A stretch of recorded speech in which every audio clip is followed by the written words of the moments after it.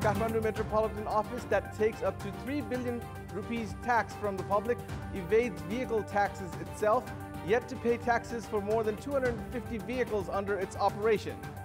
Former U.S. President George W. Bush pays tribute to his father, former President George H.W. Bush, during a state funeral in Washington, D.C. And Tottenham Hotspur defeats Southampton 3-1 at the English Premier League. Liverpool see off Burnley 3-1. Wolves shock Chelsea 2-1. Let's begin with the latest national political updates.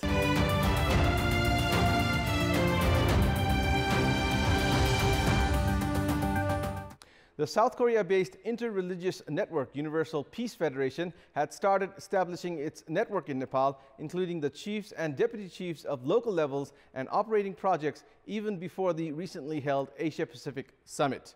The Federation even announced of having established the network of mayors and deputy mayors at the event held last week. This has largely hinted at the local governments operating under the influence of the foreign inter-religious organization. The Universal Peace Federation has even found to have influenced the leaders of top political parties along with the local level officials in a bid to expand its network in Nepal. According to sources, the Federation had held meetings at all provinces with the heads of municipalities and rural municipalities prior to the Asia-Pacific Summit. Local representatives, lawmakers, ministers, and even chief ministers had participated in those meetings, which the Universal Peace Federation called Mayor Leadership Conference. However, the Federation, creating association of local representatives and conducting activities that of an INGO driven by religious intentions so far, have raised serious questions on its modus operandi. The Federation had announced the formation of the International Mayor Confederation in the last session of the Asia-Pacific Summit, which shows it is working to promote religion. However, the Federation's reach in the country's administration, judiciary, and executive bodies suggests the situation is far more serious.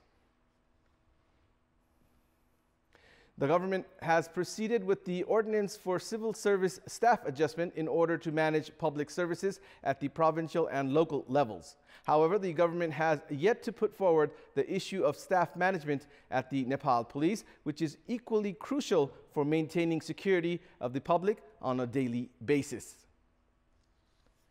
The government is still unsure on how it wants to manage the staff at the Nepal Police. Through the Civil Service Staff Adjustment Bill, the government is preparing to promote officials by one level who have worked in the position for more than 4 years, those who have held the position for longer on the basis of seniority, and to send married staff to provinces of their convenience, especially if their permanent address is in the province. The Home Ministry has sent the preliminary draft to the Law Ministry and is waiting for their review. In the case of staff management at the Nepal Police in the preliminary round, the only work to be done is to divide the available manpower. Based on the draft for the Federal Police Act, the government had proposed to promote junior officers with 4 years of experience by one level to deploy them to the provincial level. Likewise, the government is also discussing on the possibility of promoting officers at the junior levels and sub-inspectors for management. However, the government's homework and discussions have not been adequate.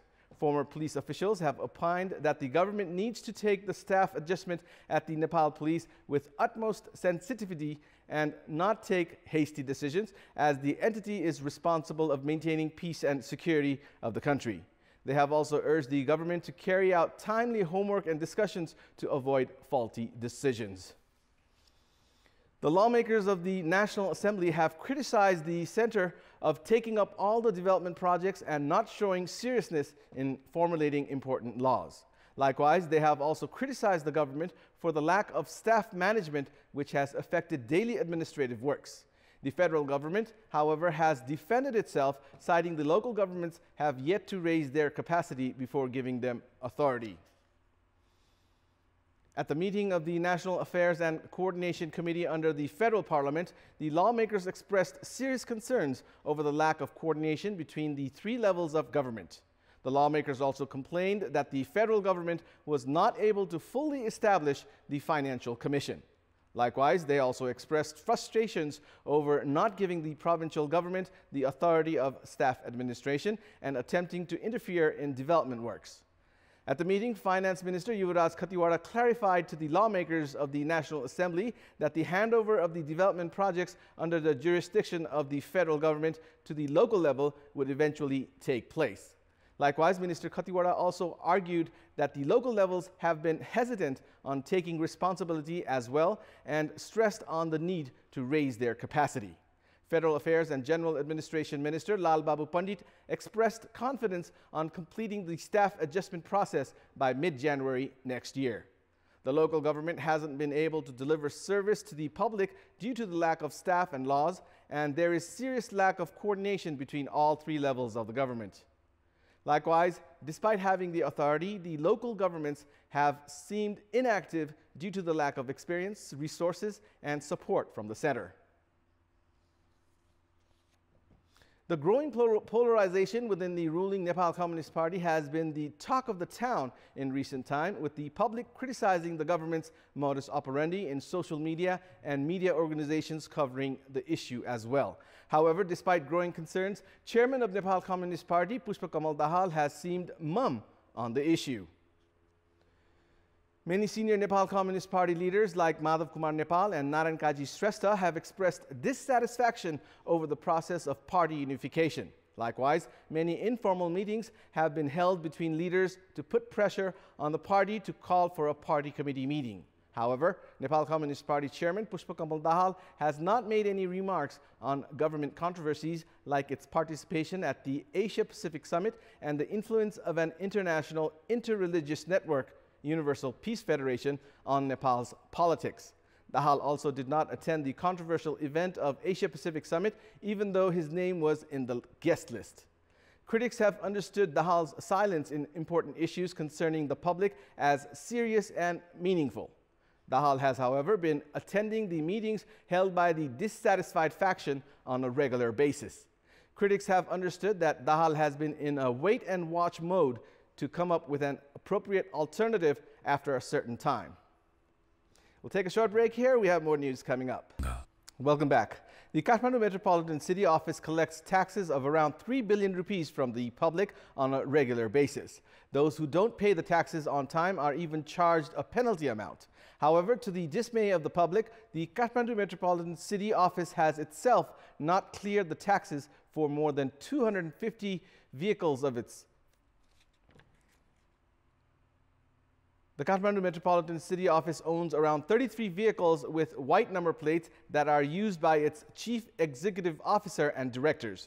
Likewise, more than 200 other vehicles are used by the office staff, Metropolitan Police officers, and by the Solid Waste Management Division. The number exceeds 250 when the vehicles used by the local level officials like mayors and deputy mayors, among others, are counted. However, the administration has not paid taxes for any of these vehicles till date, citing the state coffers is their own and they do not need to pay the taxes. Vehicle owners have to pay a minimum tax of 20,000 rupees per vehicle on an annual basis. The tax amount for tippers can amount up to 60,000 rupees. The taxes of the vehicles that the Kathmandu Metropolitan City Administration uses amounts to more than 10 million rupees per year. However, the administration has not paid a penny till date. To make matters worse, the Transport Management Office does not even have the record on the amount of tax the Kathmandu Metropolitan City Administration has to pay. We have more news coming up, but right now it's time for another short break.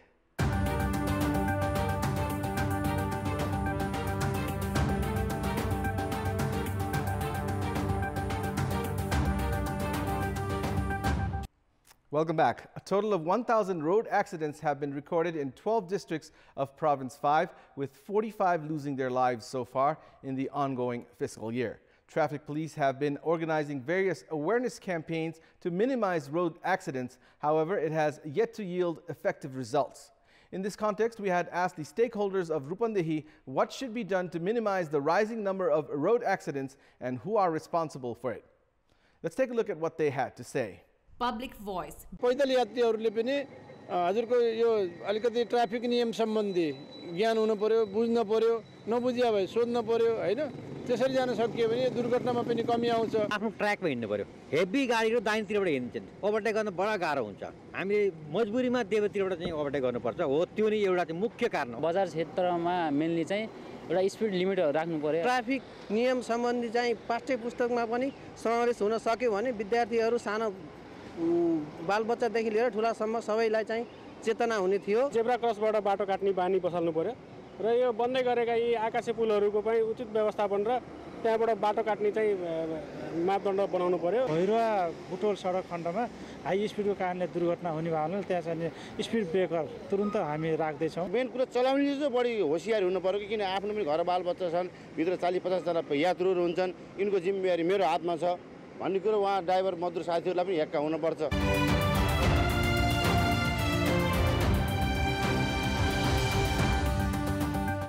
It's now time for our segment Public Pulse, where you text us with your opinion. Public Pulse. And here's the question. What's your take on Kathmandu Metropolitan Office not paying its taxes? Your options are A, not abiding by rules, B, helpless government, and C, extreme mismanagement. The voting is on. Type NEWS, select your option A, B, or C, and send it to 34001 to share your opinion with us. And it's time now for the sports news. Sports news. Tottenham Hotspur jumped into third place of the English Premier League, defeating Southampton 3-1, while Chelsea suffered another defeat against Wolverhampton. Tottenham took advantage of defensive errors to win and move into third spot in the English Premier League points table. Harry Kane gave the early lead to Tottenham in the 9th minute. Brazilian Lucas Moura made it 2-0 in the 51st minute when he fired home from 8 yards before Son Heung-min notched his 4th goal of the season with a close-range finish from Kane's ball. Southampton created several chances but were twice thwarted by the woodwork. They finally found a way in stoppage time when Charlie Austin fired home. The victory sees Spurs leapfrog Chelsea and Arsenal into third with 33 points, while Southampton remain in the relegation zone with 9 points. Meanwhile, Chelsea was stunned by Wolverhampton. 2 goals in the 4 second half minutes from Raul Jimenez and Diogo Jota gave the hosts victory. Ruben Loftus-Cheek gave Chelsea an early lead after 18 minutes. But coming from back, Wolves registered a famous victory. In another match, substitute Roberto Firmino scored with his first touch as Liverpool came from behind to beat struggling Burnley and stay in touch with leaders Manchester City in the Premier League table. Jack Cork gave the hosts a surprise lead in the 54th minute. But James Milner equalized with a superb low finish, and Firmino tapped home Virgil van Dijk's athletic cutback. Xherdan Shaqiri made sure of the win for Liverpool with a crucial counter-attack goal moments after Liverpool's goalkeeper Alisson had saved superbly from Ben Mee. Liverpool are 2 points behind City after 15 games and have made the best start to a season in the club's 126-year history. In another match, Manchester United and Arsenal played a 2-2 stalemate at Old Trafford. Anthony Martial and Jesse Lingard scored for Manchester United, while Shakhdran Mustafi scored for Arsenal.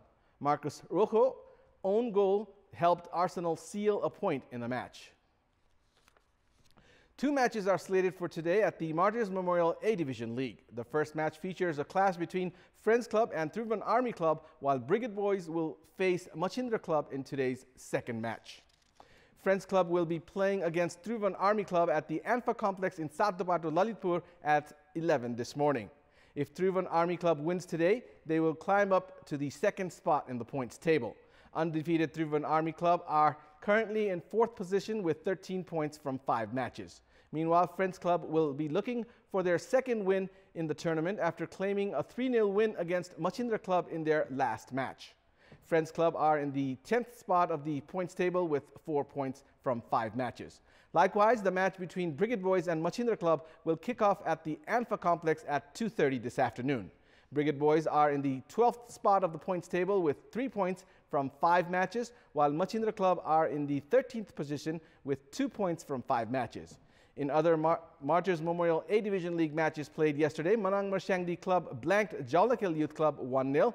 Three-Star Club defeated Saraswati Youth Club 2-1, while Chiasol Youth Club took care of Himalayan Sherpa Club with an identical score of 2-1.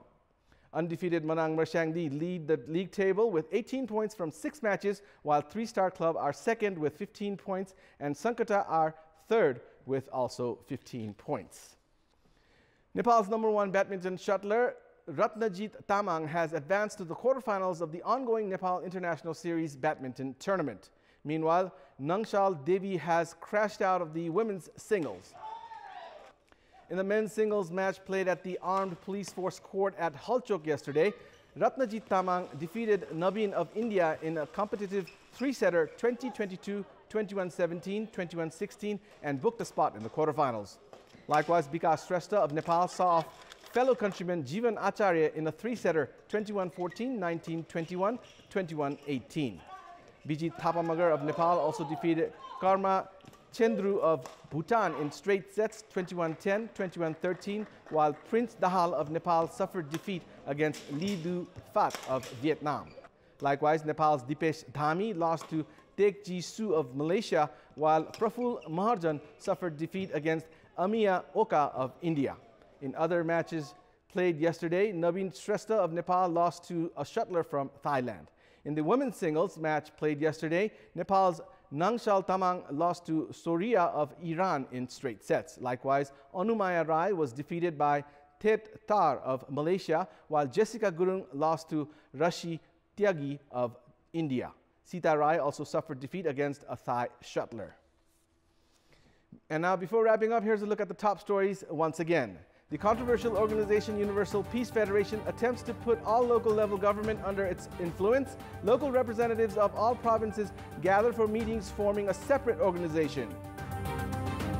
The Kathmandu Metropolitan Office that takes up to 3 billion rupees tax from the public evades vehicle taxes itself, yet to pay taxes for more than 250 vehicles under its operation. Former U.S. President George W. Bush pays tribute to his father, former President George H. W. Bush, during a state funeral in Washington, D.C. And Tottenham Hotspur defeat Southampton 3-1 at the English Premier League. Liverpool see off Burnley 3-1. Wolves shock Chelsea 2-1. And that's all for the moment. Our next English Bulletin will air at 11 this morning. Keep watching Kantipur Television HD for more news and entertainment. Thank you for watching. Have a good morning.